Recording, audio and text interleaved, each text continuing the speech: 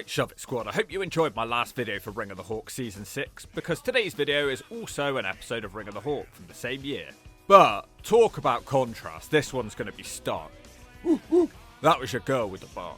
Today's competitor is rated as the 10th worst wrestler of all time. Despite that, I haven't even heard of him. I doubt many of you have heard of him, so I figured out that we need to find out more. And as it turns out, not actually a boring competitor for Ring of the Hawk at all. I'm interested to see how you guys feel about them. Alright, it's Quincy Elliott in a bag. It's all starting to sag. Not much is known about Quincy Elliott, except that they suck. Match 1, Joe Gacy versus Quincy Elliott. Wow, that might be one of the worst, most disgusting attires I've seen in WWE history. I didn't know Cheeks got a second chance after TNA. Well, I'll give it this, Quincy wouldn't last a second in a ball field. It's like this is just a random person that they dragged in off the street. If I told you it was somehow gonna get worse, would you believe me? Is this seriously a WWE show? Ugh, let's get this over and done with. I can't believe this is my day today. Quincy's dad is in attendance to show support. Joe Gacy fails to barge Quincy down, which causes Quincy to seductively dance at him. Quincy does his own barge and a hip toss, somehow a 2 count. Gacy smacks Quincy one, which almost knocks him out of his clown pants. Gacy has the speed advantage here, which I can't imagine happens very often. This match is 90% stomps. Quincy spends ages trying to fight out of a submission. I'm talking about a third of the entire match. Quincy finally succeeds and just keeps hitting smacks. Gacy then tries to outpace Quincy and does a drop down, only to get a belly flop. I felt that one. Quincy Elliott also hits a drop kick. This causes Harland, a follower of Gacy, to rise up onto the apron. Quincy Elliott blows him a kiss. He turns around to find Gacy hanging upside down in the corner. He kicks him away, then he hits a handspring into a clothesline. It's over. There was about 10 seconds here which weren't horrible, but everything else was slow, and to be honest I was sat here wondering how on earth this was on TV. This honestly must be the worst look in the history of pro wrestling though. I will say, at least Quincy Elliott tried to add some charisma, so it's a D. Match 2 tag match, Malik Blade and Edris Enofi versus Damaris Griffin and Quincy Elliott. Well, the look is at least a bit better this time. He looks like he's trying to be a cool guy.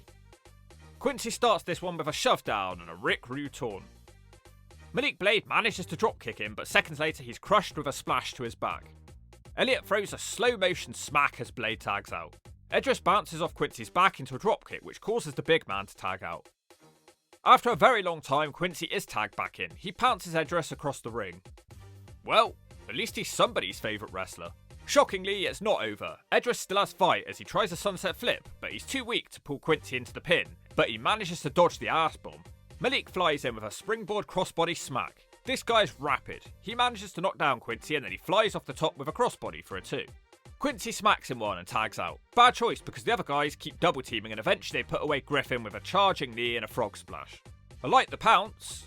I always like the pounce. Quincy is more interesting than his partner was, so at least at this stage he has something going for him. Somehow it is not a complete write-off. It's a D just about. Match 3, Andre Chase versus Quincy Elliott. Back to the terrible attires I see.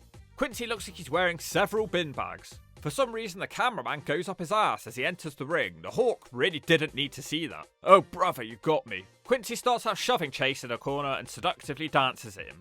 Quincy then gets him in the opposite corner and grinds on him like he's at the club. Quincy Elliott continues dancing with happiness. Chase grinds back on him and says he can do it better. Andre runs at him as Quincy once again shakes his non-existent hips. Andre is unable to pick him up because he's fat. Instead, Chase tries a drop down, which as established is a bad choice. There's the big splash. Quincy stands on his back for a 1 count. Here's a better move now as Quincy Elliott with a side slam for a 2 count. To quote Jim Cornette, it's like 2 possums fighting inside a pillowcase. Quincy applies a tired looking bear hug. Chase eventually boxes his ears. He manages to kick Elliott down and flies off the top with a crossbody. This match just goes on and on. Andre fails on a sunset flip, but this time Quincy seductively dances at the camera and tries a running splash that misses. That costs him as Chase wins the match with a scoop slam. It's like Andre and Hogan. It's not like Andre and Hogan at all. I hated this match. It felt like such a chore to get through. It's an S. 4 matches in, will we finally see our first win? Quincy Elliott, who has kept the bin bags on, not the slut drop on the ring pole, and he takes on Josh Briggs. We start as we often do, with a quick grinding on his opponent in the corner. Quincy tries it in the other corner, which fires up Briggs. He smashes Quincy into the ropes and slides out of the ring to hit a smack. He charges back into the ring with a boot that misses, and then he's taken down with a kitchen sink as Nigel McGuinness makes a joke about pleasuring, and it goes all silent. Stronger muscles in his right hand from what I understand, Sudo. Quincy manages to get a 2 off a suplex. Now he hits a barge and a big splash to his back. He really needs to start making a pin after that move, it would surely be over, but no. This elbow to the face looks painful though. These two guys don't seem to be enjoying this match very much. Well, I don't seem to like them very much. It's dragging again. Quincy Elliott tries a Vader bomb, but instead he falls on his ass as the bogies almost fall out of his nostrils. Josh Briggs knocks him to the mat with a big boot. He slams Quincy to the mat and hits a big splash. No pin is made, instead he quickly squashes him again in the corner. Briggs dodges the follow up and he nails a clothesline for the 3. This was a real struggle to get through, and I honestly didn't know how I'm going to survive the rest of this video. It's an S. Match 5. The boy in the bin bag who grinds on the ring announcer. That does actually get a pop out the crowd, by the way, and he takes on Bryson Montana. These two guys are just dancing and being wacky. I've seen several boring matches at this point, but this one must take the biscuit. It is unbearable. Why do they feel like they need to drag these matches out for 8 minutes? Bryson charges him in the corner and tries to follow it with a slam, but Elliott is too fat. Quincy Elliott does a spinning reverse back elbow for a 2. He can't follow that and he runs into a dropkick. Quincy puts the ass to good use now and slams Montana, and then they fall off the middle rope into a splash. It's over. Quincy Elliott has finally won a match, and it still sucks on Ishiaki's ass. It's an S. Match 6, Ikemen Jiro versus Quincy Elliott. We start with Quincy trying to send a kiss to Jiro, who catches it and throws it away, which fires up Quincy. They do eventually fight. Jiro is too weak to slam Quincy and he gets squashed. Nothing happens for ages. Then Jiro tries a springboard smack into the ring, which is blocked, and Quincy chops him in the head. Quincy is feeling this match. The ass drop does not connect. Jiro starts hitting Elliott in the ass. An enziguri and a super kick drops Quincy down to the knees. Jiro hits a springboard moonsault for a 2. Once again, Jiro is too weak to slam Quincy. Quincy fires up like the Hulk and rubs the ass in the face. Whatever, Elliott misses the killer blow and Jiro rolls up Elliott for the 3. The damn shoulders weren't even down. They decide to become friends after the match. Why would Jiro want to be friends with somebody who just tried to rub their ass in your face? It's an S, I don't ever want to see this. Match 7, tag match. Ikemen, Jiro and Quincy Elliott will now be a tag team because they both like fashion and rubbing ass in the face apparently.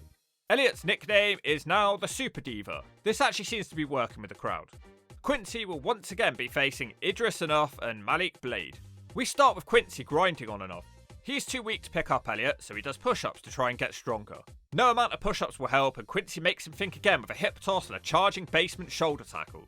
Quincy tags out but does hit a barge for the partner. It seems like they were trying to create some sort of memorable double team move here, but it's not quite there yet. Jiro will be isolated for ages. The crowd chant, "We want Quincy," followed by dueling chants of "No we don't."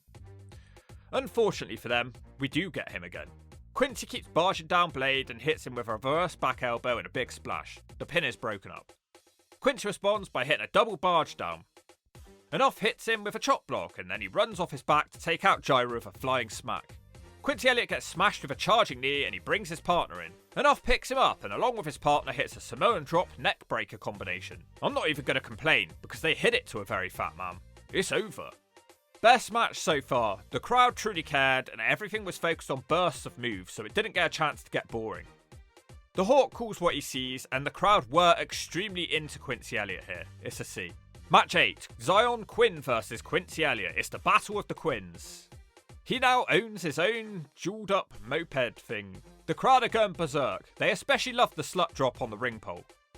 Quinn quickly charges him and starts smacking him in the corner. Quinn keeps bouncing fists off his gut. Quincy shuts him down with a hip toss and a basement shoulder tackle. He shakes every inch of his body with happiness and squashes Xyon with a big corner uppercut. Quinn comes back for a slow motion strike. Quincy suddenly wakes up and he starts shaking around the ring. The shaking doesn't help and he runs straight into a brick wall. Xyon Quinn picks him up and hits a Death Valley driver. I have no idea how that's just a 2 count. In fact, it seems to fire up Quincy Elliott. After a bit of a battle, Xyon Quinn puts on a cravat, but he's still struggling with the size difference. Quincy Elliott again fires up and hits a spinning reverse back elbow. Quincy Elliott squashes him in the corner and he hits the falling middle rope splash for the 3. Wow, Quincy Elliott is getting a push now. It really helps having the crowd be into his matches. It still felt a bit slow, but I like the moped, it's just a D. It seems at this point his popularity was noticed by the higher ups who called him up from the basement developmental to the ultimate developmental, the full NXT show. Quincy does get a promo to introduce himself to the NXT universe. He isn't a superstar, Quincy is a super diva. This is then followed up by a tweet, welcoming fans to the Gagitude era. I think he needs to be welcomed to the Smackitude era.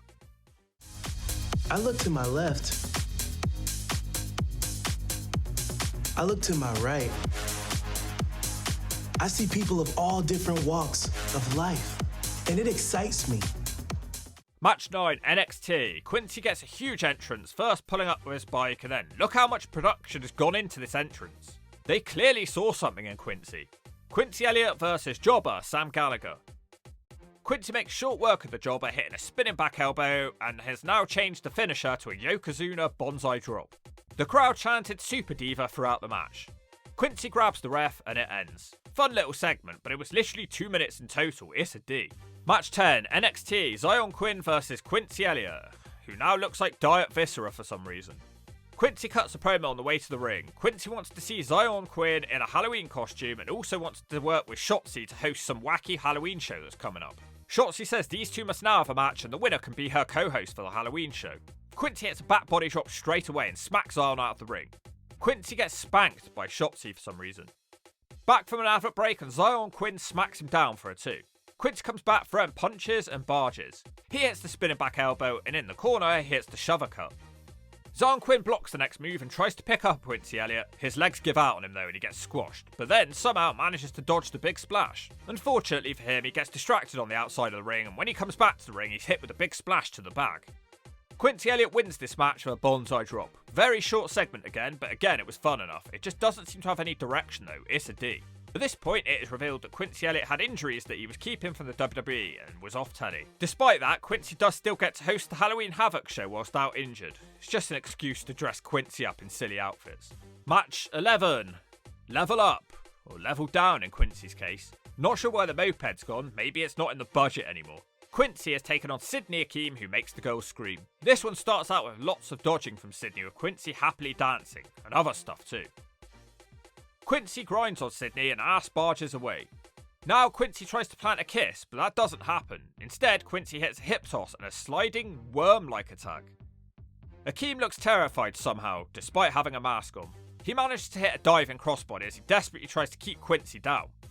Ikemen hits a flip leg drop for a 2.